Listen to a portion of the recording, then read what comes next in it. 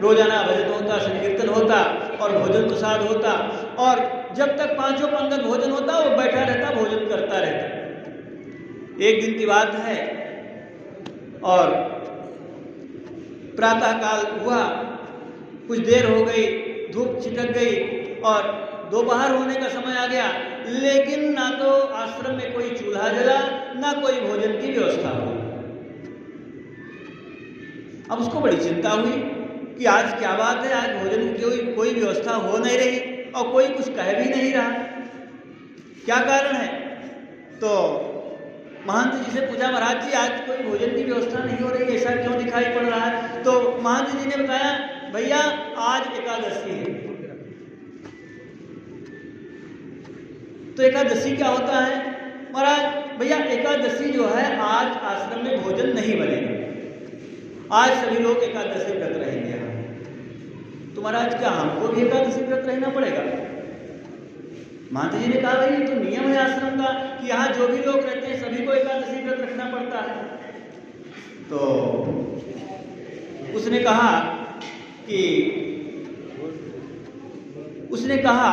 महाराज अगर हमारे साथ ये नियम ना लागू होता तो ज़्यादा अच्छा था, क्योंकि यदि हम एकादशी व्रत करेंगे तो शायद द्वादशी तो हम देख ही ना पाएंगे।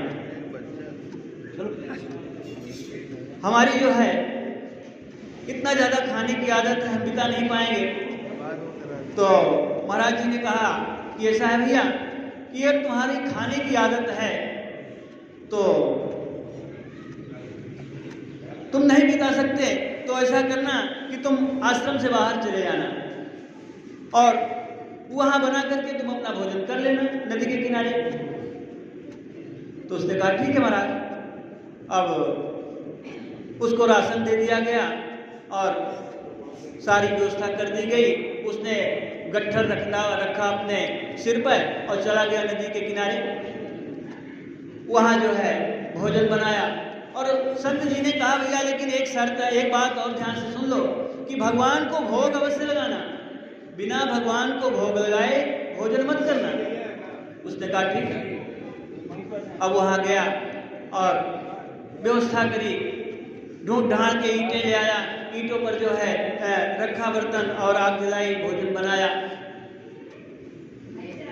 रोटियां बनाई और कुछ अपना ये व्यवस्था उल्टा सीधा किया, सब्जी तैयार बना करके। और जब भोजन परोसा, भोजन करने के लिए बैठा, इतने में उसको याद आ गई कि गुरु जी ने कहा था कि भैया भगवान को भोग अवश्य लगा देना। तो बैठ गया और भगवान से प्रार्थना करने लगा कि मंत्र तो प्रभु हमको आता नहीं है, और गुरु जी ने कहा कि भोग लगा देना। तो हमारा भाव जो है, भाव के अनुसार हम बुलाते हैं और भगवान आवे। तो प्रेम से भगवान से प्रार्थना करने लगा। आइए हम आप भी प्रार्थना करते हैं। प्रभु राम आइए, सीता राम आइए, मेरे भोजन का भोग लगाइए। प्रभु राम आइए, राजा राम आइए, मेरे भोजन का भोग लगाइए। प्रभु राम आइए, राजा राम आइए, मेरे भोजन का भोग लगाइए। प्रभु राम आइए, राजा राम आइए, मेरे भोजन का भोग लगाइए। प्रार्थना करता रहा लेकिन कोई आया नहीं। फिर उसने कहा कि हे प्रभु, हमने जो कुछ भी बनाया है आज आपको यही मिलेगा। भूल करोगे यद तज दोगे, भोजन रूखे सूखे। भूल करोगे यदि तज दोगे, भोजन रूखे सूखे। आज एकादशी है मंदिर में।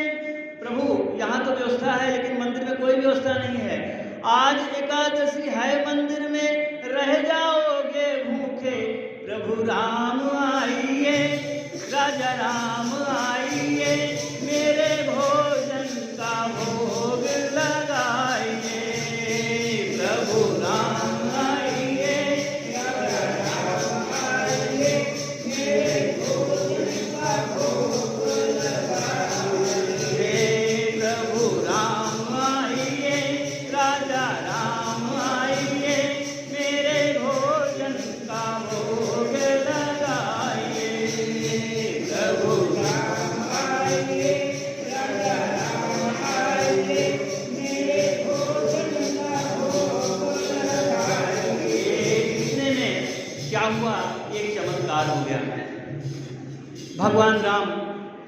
द्रौपदी जगत जननी जगदम्बा सीता जी उसके सामने प्रकट हो गए। राम वाम दिश जानकी नीलाम्बुजश्यामल कोमलांगम सीता समारोपित वाम भागम पाणौ महासायक चारु चापम नमामि रामं रघुवंशनाथम। राम जी ऐसे स्वरूप में वहां प्रकट हुए, नीलाम्बुज श्याम वर्ण का शरीर और धनुष बाण धारण किए हुए माता सीता के साथ प्रकट हो गए। अब जब उसने देखा तो सोचा कि अभी हमने तो बुलाया एक के लिए, भोजन अपने लिए बनाया था और सोचा कि भगवान आएंगे तो एक खुराक उनके लिए भी थोड़ा बहुत, अब ये तो दो आ गए। अब कभी रोटी की तरफ देखे, कभी भगवान की तरफ देखे, कभी रोटी की तरफ देखे, कभी भगवान की तरफ देखे। राम जी ने कहा भैया क्या है?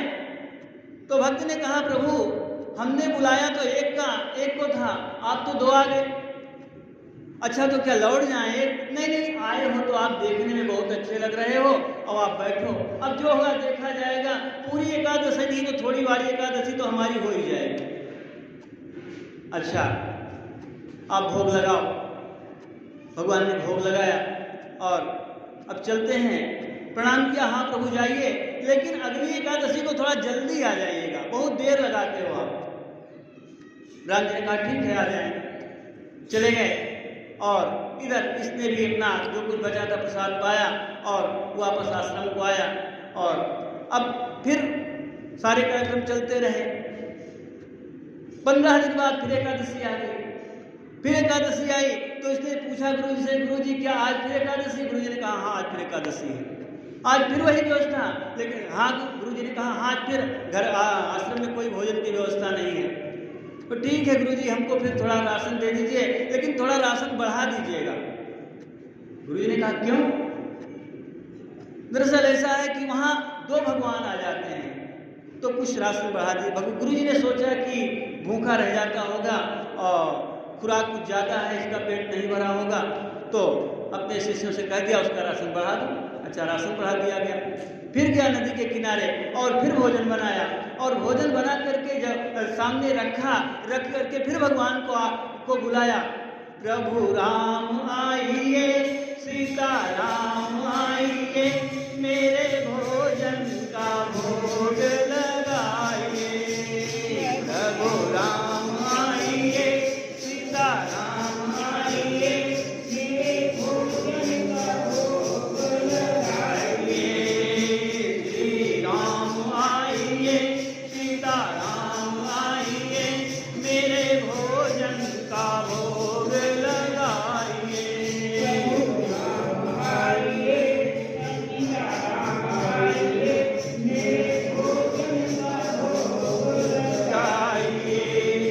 जब ऐसी प्रार्थना किया तो उसी समय भगवान ने भी एक कौतुक किया।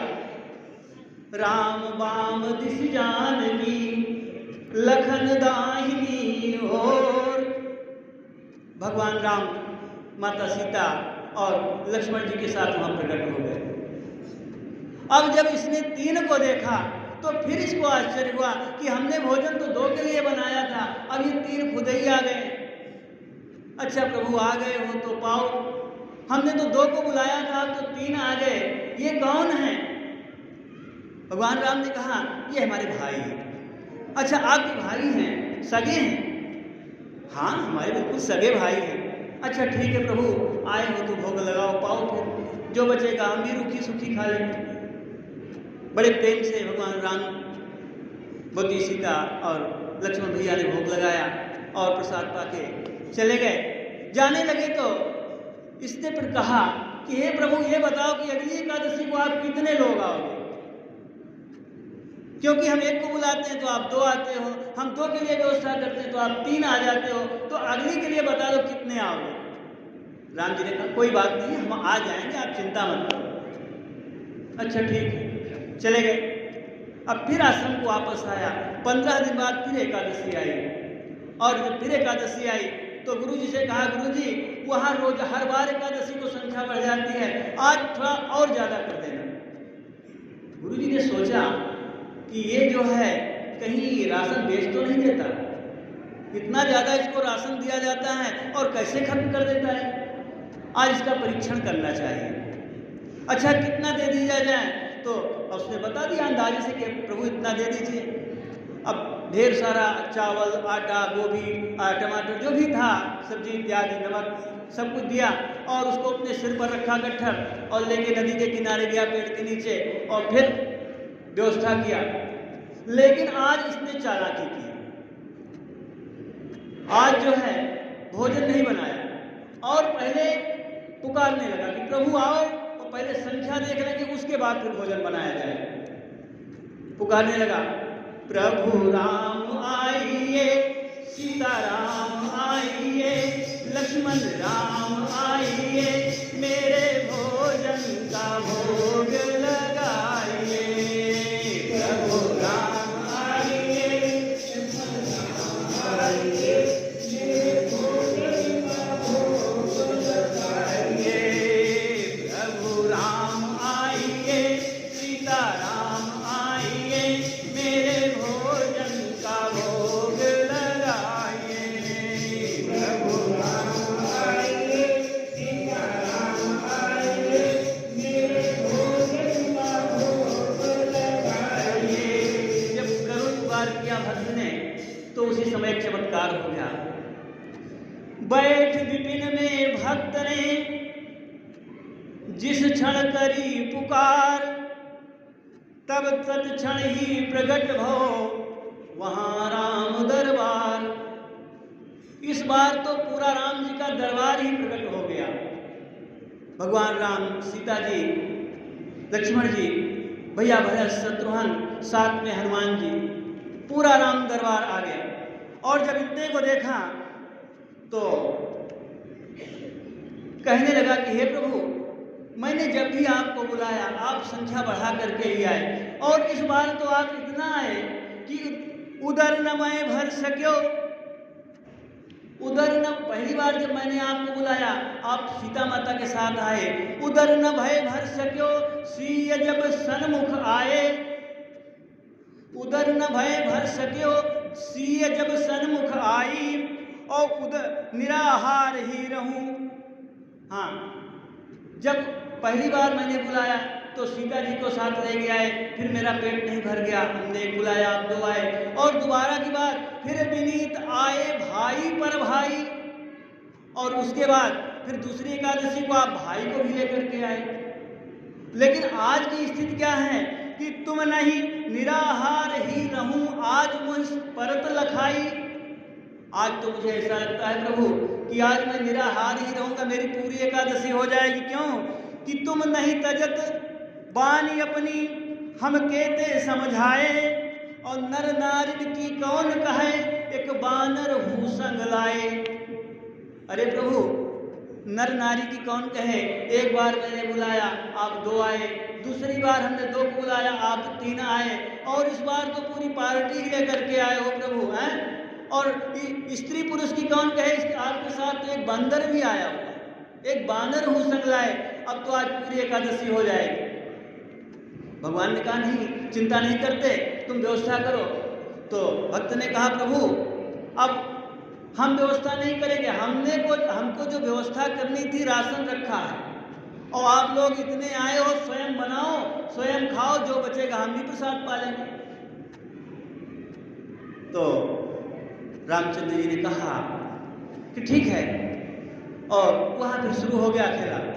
श्री भरत जी भंडारे बनाने लगे, श्री भरत जी भंडारे बनाने लगे, श्री भरत जी भंडारे। लकड़ियां बीन लखन लाल लाने लगे, चुन के लकड़ी लखन लाल लाने लगे, श्री भरत जी भंडारे बनाने लगे, श्री भरत जी भंडारे। भरत जी बैठ गए चूल्हे पर, चूल्हे के पास सामने, और बनाने लगे, पूड़ियाँ निकालने लगे। और वहाँ लकड़ी की, गैस की तो कोई व्यवस्था नहीं थी। लक्ष्मण जी गए जंगल में और बीन करके लकड़ी ले आए। और इधर जो है शत्रुघ्न जी को क्या मिला, चेत चूल्हे पे, यानी लक्ष्मण जी ने चूल्हा बनाया, चेत चूल्हे इधर और उधर शत्रुघ्न, इधर उधर से ईंट बिन करके ले आए और चूल्हा बनाया लक्ष्मण जी ने। चेत चूल्हे इधर से उधर शत्रुघ्न साग भाजी अमनिया कराने लगे। शत्रुघ्न जी सब्जी काटने लगे और हनुमान जी को क्या काम मिला? पूछ दे पूछ से आंजने चौका को। जहां भोजन करना था हनुमान जी अपनी पूछ से झाड़ू लगाने लगे। पूछते पूछ से आंजने चौका को और हाथों से पोता लगाने लगे। हनुमान जी हाथों से पोछा लगाने लगे और पूछ से पोछा झाड़ू लगाने लगे। पाके संकेत शक्ति का, उसी समय शक्ति का संकेत हो गया, माता सीता का संकेत हो गया। तो पाके संकेत शक्ति का जगते वहां अष्टव सिद्धि व नवनिधि आने लगे। वहां 8 सिद्धियां 9 निधियां सभी आ गई और माता सीता जो है परोसने लगी, भरत जी पुड़ियां निकालने लगे। अब तो जब ऐसी बात हुई तो चारों तरफ हाहाकार मच गया। जितने सिद्धकोट के ऋषि मुनि संत जब सुना कि जगदम्बा जो है रसोई परोस रही, भोजन परोस रही है, तो सभी सूक्ष्म रूप धारण करके वहां आने लगे और भोजन पाने लगे। इधर जो है गुरुजी जो पीछे से आए थे जांच करने के लिए, वो खड़े हुए कुछ दूर पर ये भजन देख रहे थे, संकीर्तन देख रहे थे, लेकिन भगवान का दर्शन गुरुजी को नहीं हो रहा। सारा खेल चलता रहा और अंत में जब सब भोजन कर चुके और जाने लगे तो शिष्य ने कहा, प्रणाम किया भगवान को और कहा, प्रभु आप जा रहे हैं, आप हमारा बड़ा अहोभाग्य है, परंतु हमारे गुरुजी आए हुए हैं। उसी समय गुरुजी वहां आ गए। जब संकीर्तन चल रहा था गुरुजी वहां आ गए, कुछ दिखाई नहीं पड़ रहा गुरुजी को। तो शिष्य को झकझोरा, तुम क्या कर रहे हो? तो शिष्य ने कहा, अरे प्रभु ये जो देखो कितने लोग आए हुए हैं। गुरुजी ने कहा, हमको तो कोई नहीं दिखाई पड़ता, तुमको कौन दिख रहा है? तो भक्त ने भगवान को प्रणाम किया और कहा, प्रभु हमारे गुरुजी को आप दर्शन दीजिए। भगवान ने कहा कि हे भैया, अभी तुम्हारे गुरुजी जो है दर्शन के पात्र नहीं है, क्योंकि जो सरलता तुम्हारे अंदर है, जो सरलता हृदय में तुम्हारे है, वो तुम्हारे गुरुजी के अंदर नहीं है, इसलिए उनको दर्शन हमारा नहीं मिलेगा। अविपक्व कषायाणाम दुर्दर्शोहम कुयोगिनाम, भगवान नारद जी से कहते हैं भागवत जी में कि अविपक्व कषायों को, कुयोगिनों को हम दर्शन नहीं दिया करते। भगवान ने कहा कि तुम्हारे गुरुजी को अभी दर्शन नहीं हो सकता। शिष्य ने कहा, प्रभु यदि आप दर्शन नहीं दोगे तो हमारी बातें झूठी मानी जाएंगी। बहुत हट किया। भगवान ने अपने स्वरूप का दर्शन गुरुजी भगवान को कराया और उसके बाद भगवान विदा हो गए। गुरुजी का भी जीवन धन्य हो गया। भक्त गुरुजी के कारण भगवान का दर्शन शिष्य को होता है, लेकिन यहाँ शिष्य के कारण गुरुजी को भी भगवान का दर्शन हुआ और गुरुजी भी धन्य हो गए। एकादशी व्रत सफल हुआ गुरुजी का और सभी लोग प्रसन्न हुए। आइए यहीं पर वाणी को विराम देते हैं, क्योंकि समय का अतिक्रमण भी हमने किया है। पूज्य गुरुदेव भगवान का सुभागमन मंच पर हो गया है, तो आइए उन्हीं की शरण में चलते हैं और यहीं पर वाणी को विराम। आइए दोबारा भगवत नाम संकीर्तन करके सीताराम जय सीताराम, सीताराम जय सीताराम,